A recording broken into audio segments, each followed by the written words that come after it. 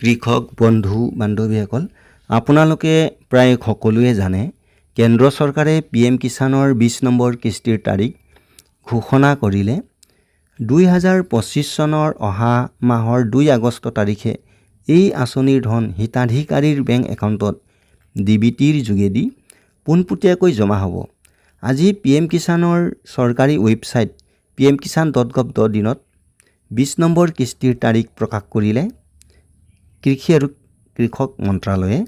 এয়া চাওক মোবাইলৰ স্ক্ৰীনত লিখা আছে, মাননীয় প্ৰধানমন্ত্ৰী মহোদয়ে 2 আগষ্ট তাৰিখে বাৰাণসীৰ পৰা প্ৰধানমন্ত্ৰী কিষাণ যোজনাৰ 20তম কিস্তি মুকলি কৰিব।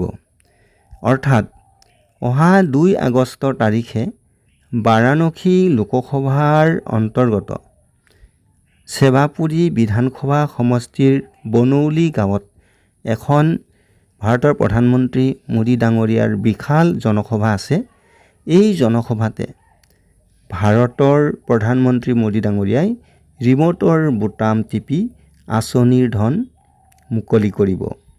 জানিব পৰা মতে এইবাৰ প্ৰায় 9,70,00,000 হিতাধিকাৰীৰ বেংক একাউণ্টত PM কিষাণ সন্মান নিধি যোজনাৰ ধন জমা হ'বলৈ গৈ আছে।